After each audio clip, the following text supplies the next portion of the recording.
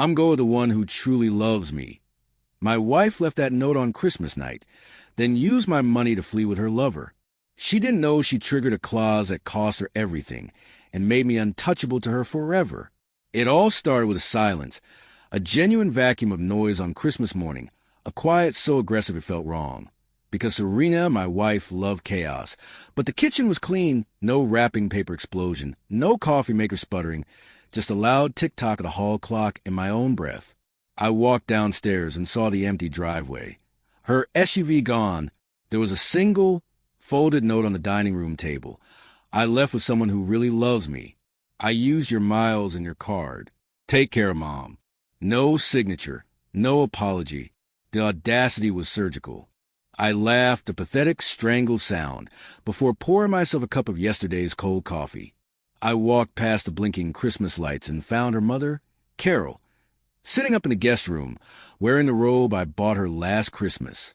Is she gone? Carol asked, her voice small. Apparently, I said. She blinked twice and muttered, well, at least she didn't take the dog. We don't have a dog, but I kept that to myself. I made Carol breakfast, a quiet act of service, then went to my office. I pulled open the bottom left drawer and took out a thin, black folder labeled contingency. Less dread, more validation.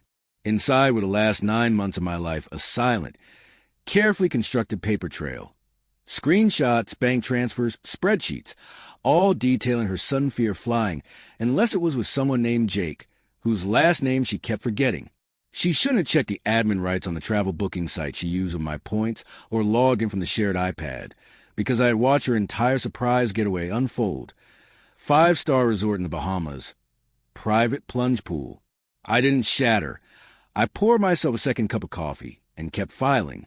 Serena thought she was walking away from Ethan Miller, the boring pushover, but she didn't realize that boring men build silent arsenals. We document, we notarize, because paper is admissible in court.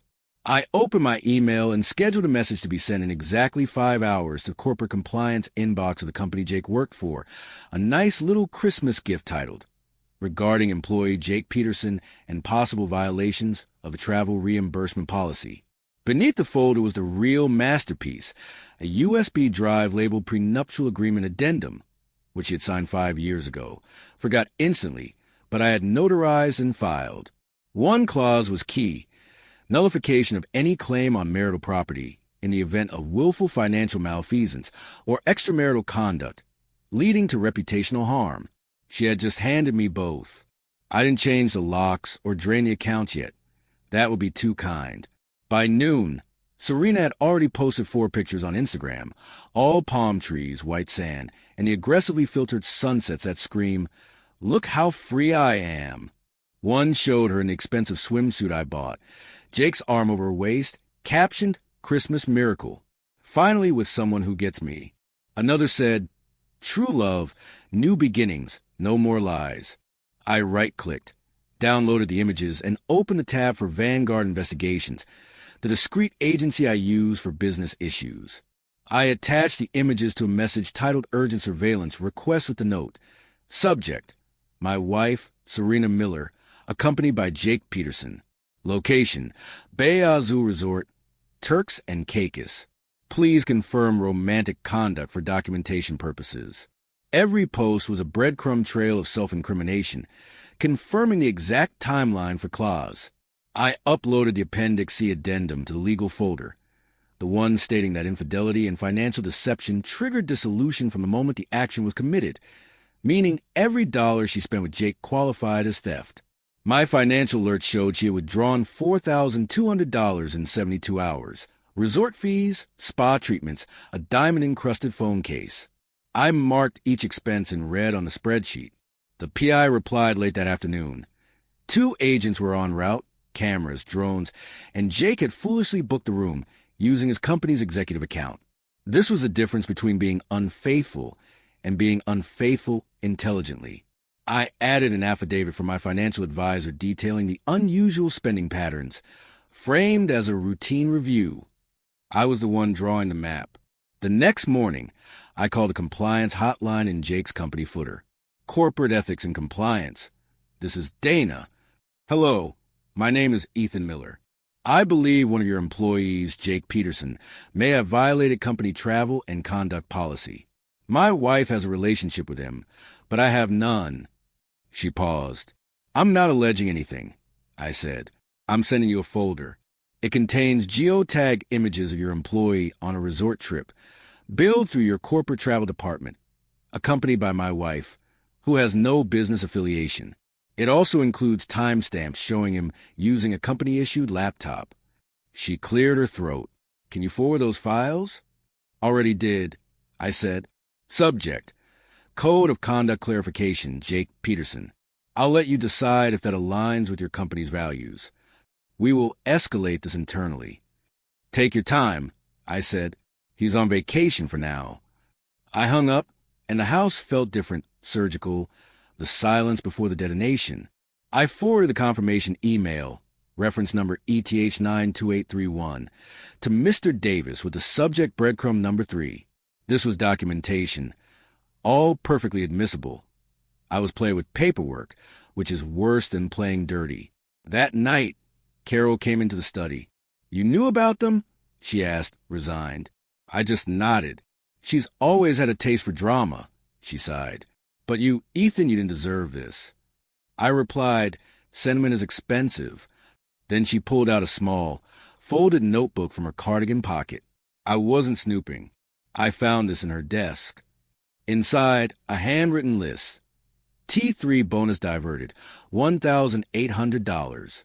Travel fund balance, $7,420. Neat. Itemized. Calculated. She thought she was building her freedom, but she was just funding the evidence. I scanned every page, labeled it Exhibit D, and cross-referenced the dates with my expense log. She kept the trophy, never imagining I'd be sitting by the fire with her mother while she was on my dime. What are you going to do? Carol asked softly. Finish it. I mean everything. 2 days later, around 10:42 a.m., my phone vibrated. This is Marcus Thorne. I'm the founder and managing director of Vanguard Motion, the company where Jake Peterson is, or rather, was employed. I said nothing. We did a quiet investigation. Thorne continued. Jake's termination letter was delivered this morning. He has been locked out of his company accounts. He could face criminal charges. And my wife, I asked. Her name came up. She was listed as a co-organizer on the venue invoice. Check your shared card. I already have. She'll be back in the city tonight. She'll think she can cry her way out of this. She won't be crying to me. Figured as much. Consider this a courtesy call. From one quiet man to another. I hung up. This wasn't a reconciliation arc. This was me tightening the screws. I took out the envelope marked Final Notification, for her eyes only from the return protocol box, and placed it in the center of the coffee table. You flew on my dime. Now land on nothing. I met Mr. Davis after sunrise. Within an hour, all joint accounts were frozen, not closed, just locked up tight enough that her car would decline in the middle of a latte. The house was moved into a living trust controlled exclusively by me. I bought and installed a new smart lock hub, blacklisting her phone, remotely disconnecting her laptop. By noon, I had the house to myself, digitally, legally, and physically. I cleaned every surface, wanting everything to look exactly as she left it, except for the envelope on the kitchen table, a single, firm warning. Inside were the prenuptial clause, the trust transfer document, the zeroed-out travel fund summary, and the company letterhead confirming Jake's immediate termination. I was setting the pace. Around 6:30 that evening, I heard the crunch of tires in the driveway. She was back. I stayed in the study, a hardback copy of the prints resting in my lap. Then came the first knock. Quick, hesitant. She didn't use her key. Ethan, open the door. Muffled voices bled through, hers and Jake's. I heard Carol lean over the upstairs landing and say dryly, loud enough for them to hear, "You left me here like luggage." He didn't. That silenced Serena momentarily. The knocking escalated, a toddler's tantrum in stereo. Then her voice cracked. "Thomas, please." "I can explain. Just let me in, please." Jake tried.